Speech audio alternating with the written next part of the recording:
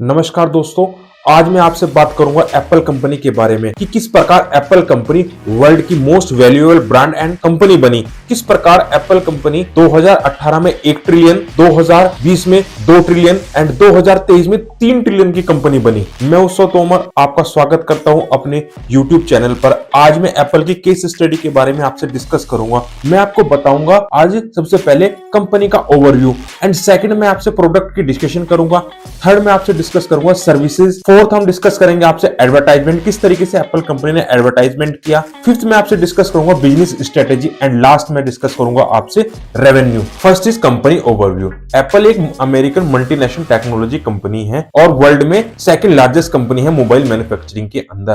Right, Apple company को America की top 5 information technology company के अंदर कंसिडर किया जाता है, जिसके अंदर Meta, Microsoft, Amazon, alphabet, PTC आते हैं। राइट, एप्पल कंपनी की जो फाउंडेशन है वो 1 अप्रैल 1976 को स्टार्टिंग की गई, जिसको 3 लोगों ने मिलकर बनाया, Steve Job, Steve Wozniak and Steve Wayne ने। स्टीव जॉब को मार्केटिंग का मास्टरमाइंड भी कहा जाता है, क्योंकि स्टीव जॉब ने ही एप्पल कंपनी को आज इतनी बुलंदियों पर लेकर गए। एप्पल कंपनी ने प्रोडक्ट के रूप में जो अपना पहला प्रोडक्ट जो लॉन्च किया वह था कंप्यूटर। इसको एप्पल फर्स्ट नाम दिया गया, जो 1976 में लॉन्च किया गया। सेकंड कंप्यूटर एप्पल ने 1977 में लॉन्च किया, जिसका नाम दिया गया एप्पल सीरीज सेकंड, जो दुनिया का सबसे ज्यादा सेल होने वाला कंप्यूटर बना और मास प्रोडक्शन करने वाला भी बना। इस तरीके से एप्पल कंपनी को इस प्रोडक्ट से बहुत ही ऊंचाइयों हासिल हुई और 2018 में एप्पल कंपनी अमेरिका की पब्लिक बिजनेस करने वाली पहली कंपनी बनी। सेकंड में आपसे डिस्कस करूंगा कंपनी के कोर प्रोडक्ट्स के बारे में, क्या क्या है। फर्स्ट है आपका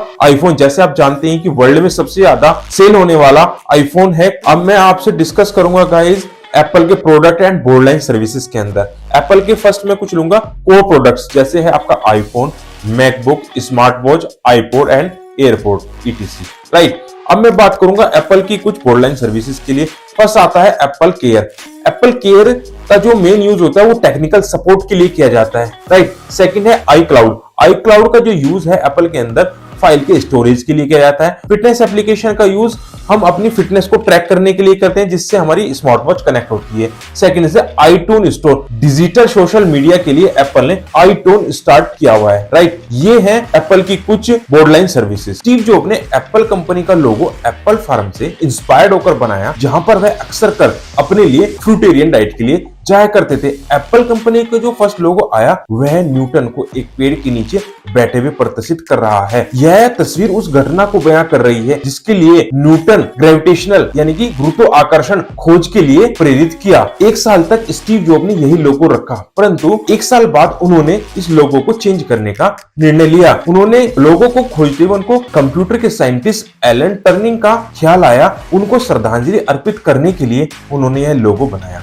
एलन टर्निंग की कहानी तब की है गाइस, जब यूएसए के अंदर होमोसेक्सुअलिटी एक गुनाह थी। होमोसेक्सुअल होने के कारण एलन टर्निंग को दोषी ठहराया गया और उनको इस बीमारी से ठीक करने के लिए डॉक्टर्स की टीम ने यह डिसीजन लिया कि हम इनको केमिकल ट्रीटमेंट देते हैं। इसके चलते उनको साइनेटेड इंजेक्टेड एप्पल खाने को ले दिया गया। केमिकल ने अपना असर दिखाया और एप्पल खाने के बाद उनकी डेथ हो गई। उनकी डेड बॉडी के पास से चखा हुआ एप्पल मिला और ऐसा कहा जाता है कि एप्पल ही एक ऐसा फ्रूट है जो कटने के बाद भी अपनी आकृति को नहीं बदलता। इसी के चलते स्टीव जॉब ने एलन टर्निंग को श्रद्धांजलि अर्पित करने के लिए कटा हुआ यानी कि चखा हुआ जो एप्पल है वो है अपनी कंपनी का लोगो बनाया। आप सब लोग जानते हैं कि एप्पल का जो लोगो है देखने में भी बहुत सुंदर है और इसके बाद एप्पल कंपनी ने अपने लोगो के अंदर केवल 2 बार ही कलर में परिवर्तन किया। अब मैं आप लोगों से सेकंड स्ट्रेटेजी शेयर करूंगा, जो है एडवर्टाइजमेंट, कि किस तरीके से एप्पल कंपनी ने थिंक डिफरेंट स्लोगन का यूज करके एडवर्टाइजमेंट किया। उससे पहले मैं थोड़ा आपको स्टीव जॉब के बारे में बताऊंगा, किन्हीं कारणों के चलते स्टीव जॉब को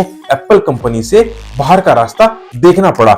उनके जाने के बाद एप्पल कंपनी के अंदर डाउनफॉल आया। तब जाकर एप्पल कंपनी की टॉप मैनेजमेंट ने एक मीटिंग बिठाई और यह निर्णय लिया कि पुनः एक बार फिर से हम स्टीव जॉब को कंपनी में लेके आते हैं, क्योंकि स्टीव जॉब एप्पल कंपनी के अंदर बहुत ही महत्वपूर्ण भूमिका निभा रहे थे, क्योंकि वो मार्केटिंग के मास्टर्स भी हैं। उनको मार्केटिंग का मास्टर्स भी कहा जाता है। 1997 के अंदर स्टीव जॉब की एक बार एप्पल कंपनी के अंदर पुनः वापसी होती है। तब स्टीव जॉब ने देखा एप्पल कंपनी कुछ सिलेक्टिव प्रोडक्ट्स फोकस करके बहुत सारे प्रोडक्ट्स पर फोकस चल रही है। जब उन्होंने अपने कोर प्रिंसिपल्स को देखा और उन्होंने जो मैसिव लेवल पर जो प्रोडक्ट्स चल रहे थे उनको रोका और कुछ सिलेक्टिव प्रोडक्ट्स पर ही उन्होंने वर्किंग किया और थिंक स्लोगन डिफरेंट का यूज एडवर्टाइजमेंट में किया, जो लोगों को बहुत ही इनोवेटिव लगा। इस स्लोगन का यूज उन्होंने मेनली मैकबुक के लिए किया गया था, राइट। फिर उन्होंने इस स्लोगन का यूज करके एप्पल कंपनी को नई बुलंदियों तक लेकर गए। यह एक बिजनेस स्ट्रेटेजी भी है कि हम लोग ऑलरेडी वर्किंग कर रहे हैं बिजनेस के अंदर और बहुत सारे हमने प्रोडक्ट्स को लॉन्च किया हुआ है, बट हमारा बिजनेस ग्रो नहीं कर पा रहा है। तो हमें अपने जो हमारे कोर प्रिंसिपल हैं उनको हमें दोबारा से रिकॉल करना चाहिए और देखना चाहिए कि क्या हम लोग मिस्टेक कर रहे हैं। तो इसी तरीके से एप्पल ने भी अपने प्रोडक्ट्स को कम किया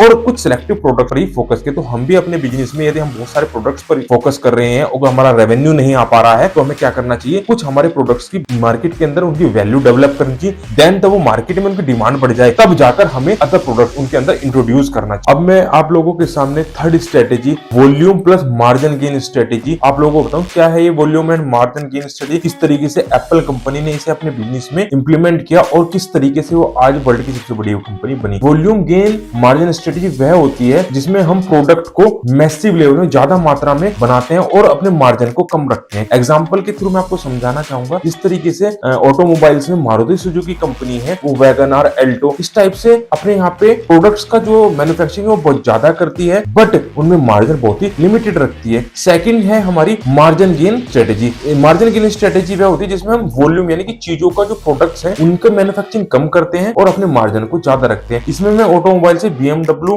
रेंज रोवर का आपको एग्जांपल दूंगा, किस तरीके से वो लिमिटेड एडिशंस में प्रोडक्ट को अपनी कार्स को लॉन्च करती है बट मार्जिन अपना हाई रखती है। बट एप्पल एक ऐसी कंपनी है वर्ल्ड के अंदर जो मार्जिन प्लस वॉल्यूम दोनों में वर्क करती है। जो कंपनी मार्जिन और वॉल्यूम में वर्क करती है वो एप्पल की तरह आज वर्ल्ड की सबसे बड़ी कंपनी बन पाती है। एप्पल एक ऐसी कंपनी है जो बाकी अदर कंपनी से अपने प्रोडक्ट को 30% से 40% ज्यादा महंगा बेचती है और फिर भी अदर कंपनी से अपने प्रोडक्ट्स को ज्यादा बेचती है। जैसे बात करें आईफोन दुनिया में बेस्ट सेलिंग फोन में आता है और यह बिकता तो एल्टो और वैगनआर कार की तरह है, जिस तरीके से मारुति सुजुकी अपना एल्टो वैगनआर को कार को बेचती है और मार्जिन को कम रखती है। बट एप्पल क्या है, आपको बेचता भी ज्यादा है अपने प्रोडक्ट्स को और मार्जिन जो रखता है वो BMW या रेंज रोवर कार की तरह रखता है और ऐसे बन जाती है दुनिया की सबसे प्रॉफिटेबल कंपनी। ऐसा वो कैसे कर पाता है ये जानना बहुत ही इंपॉर्टेंट है। मैं आगे बताऊंगा किस तरीके से एप्पल कंपनी ऐसा कर पाने में सक्षम रही। गाइस मैं अब आपके साथ डिस्कस करूंगा फोर्थ स्ट्रेटेजी जो कि है इकोसिस्टम। मैं बताऊंगा किस तरीके से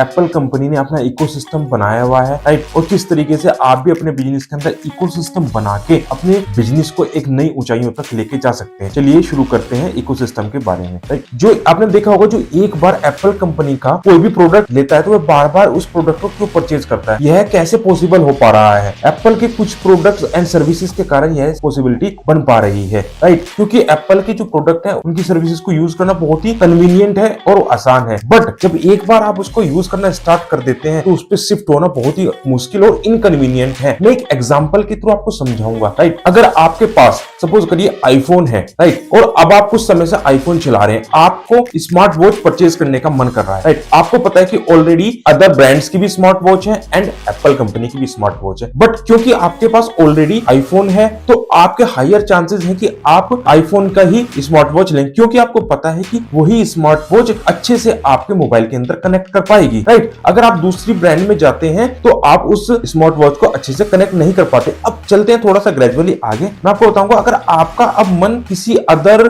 ब्रांड के फोन को परचेज करने का कर रहा है तो बट आप नहीं कर पाएंगे। क्यों? क्योंकि आपको पता है कि ऑलरेडी जो आपने आईफोन की स्मार्ट वॉच ली हुई है और आपने आईफोन भी लिया हुआ है, अगर आप अब दूसरा फोन लेते हैं तो जो आपने अपनी स्मार्ट वॉच ली हुई तो वो बेकार हो जाएगी। क्यों? क्योंकि वो स्मार्ट वॉच अदर किसी फोन के अंदर कनेक्ट नहीं हो पाती। इस तरीके से एप्पल कंपनी अपने कस्टमर्स को अपने प्रोडक्ट रेंज में बांध कर रखती है। एक एग्जांपल के थ्रू मैं और आपको समझाना चाहूंगा। सपोज आप आईफोन कंपनी के एयरपोर्ट्स लेते हैं, राइट, क्योंकि आपको पता है कि आपके पास आईफोन है तो एयरपोर्ट्स कनेक्ट करना आईफोन के अंदर बहुत ही आसान हो जाता है। हालांकि वो अदर एंड्रॉइड फोन्स में भी यूज कर सकते हैं बट उनकी वॉइस और कनेक्ट डिस्कनेक्ट आईफोन के अंदर बहुत अच्छा रहता है। इस तरीके से एप्पल कंपनी अपने कस्टमर्स को अपनी प्रोडक्ट रेंज के इकोसिस्टम के अंदर बांध कर रखती है। यह भी एक बहुत ही इंपॉर्टेंट इंपॉर्टेंट स्ट्रेटेजी है। यदि आप अपने बिजनेस के अंदर इसे अप्लाई करते हैं, यानी कि आप एक प्रोडक्ट्स का इकोसिस्टम बनाते हैं, तो चाहकर भी कस्टमर आपके इकोसिस्टम से बाहर नहीं जाता और इस तरीके से आप भी अपने बिजनेस को एक नई बुलंदियों तक, एक नए आयाम तक अपने बिजनेस को लेके जा सकते हैं। तो जरूर इस इकोसिस्टम को आप अपने बिजनेस के अंदर अप्लाई करिएगा, तो आप देखेंगे कुछ ही टाइम के बाद आपका बिजनेस डेफिनेटली ग्रो करेगा। अब आपके साथ में डिस्कस करूंगा फिफ्थ स्ट्रेटेजी, जो है रिकरिंग रेवेन्यू। मैं बताऊंगा किस तरीके से एप्पल कंपनी अपने बिजनेस मॉडल के अंदर रिकरिंग रेवेन्यू मॉडल को अप्लाई करती है और वर्ल्ड की सबसे बड़ी कंपनी बन पाई। एक एग्जांपल से मैं आपको समझाना चाहूंगा। फॉर एग्जांपल, अगर आपको iCloud के अंदर आपको पता है 5 GB तक डेटा स्टोरेज हमें मिलता है। अगर आपको 5 GB से ज्यादा, अगर आपका स्टोरेज फुल हो जाता है, अगर 5 GB से ज्यादा आप ऊपर जाना चाहें, तो आपको वहां पे पेड वर्जन में जाना होता है एप्पल के, राइट, जहां पर एप्पल कंपनी आपसे एवरी मंथ चार्ज करती है, राइट। तो ये भी एक रिकरिंग रेवेन्यू मॉडल है। इसी तरीके से एप्पल कंपनी की यदि आप कोई भी ऐप डाउनलोड करते हैं या डिजिटल सब्सक्रिप्शन लेते हैं, तो उसका 30% कमीशन एप्पल कंपनी को जाता है, राइट। तो ये एक रेवेन्यू करने का बहुत ही जबरदस्त तरीका है, इसको हम बोलते हैं रिकरिंग रेवेन्यू मॉडल। यदि आप भी अपने बिजनेस के अंदर इकोसिस्टम बिल्ड कर दें, देन फिर उसके बाद रिकरिंग रेवेन्यू को अप्लाई कर दें, तो आप भी एप्पल कंपनी की तरह आज वर्ल्ड की तो नहीं मैं कह सकता, और एक अच्छी कंपनी में आप अपने आप को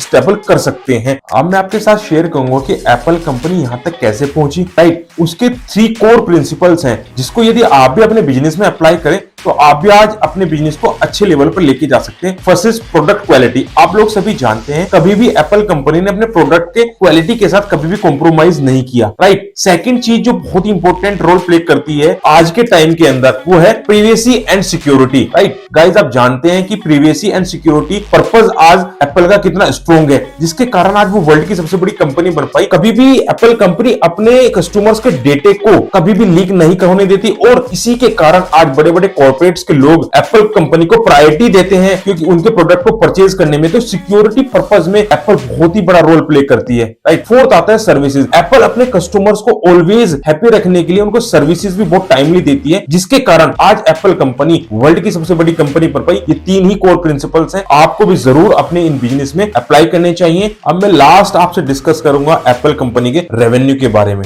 राइट, कि एप्पल कंपनी एक साल के अंदर कितना रेवेन्यू या टर्नओवर करती है, राइट। एप्पल कंपनी एक साल के अंदर 380 बिलियन $, जो कि इंडियन करेंसी में 31 लाख करोड़ बैठता है। तो आप गाइस अनुमान लगा सकते हैं इन सारी स्ट्रेटेजीज को यूज करके, एडवर्टाइजमेंट को यूज करके, ऐसी चीजों को यूज करके आज एप्पल कंपनी वर्ल्ड की सबसे बड़ी कंपनी भी बन। मेरी इस वीडियो को लास्ट तक देखने के लिए आपका बहुत बहुत धन्यवाद। यदि आपको मेरी वीडियो अच्छी लगी तो प्लीज लाइक करें, कमेंट करें एंड सब्सक्राइब करें मेरे यूट्यूब चैनल को। और यदि आप भी चाहते हैं एप्पल की तरह मैं कोई और केस स्टडी लेके आऊं, तो प्लीज कमेंट सेक्शन में बताएं। और यदि कोई भी आपको इसमें वीडियो में मेरे को सजेशन देना, तो वो भी आप कमेंट सेक्शन में बता सकते हैं। Thank you so much.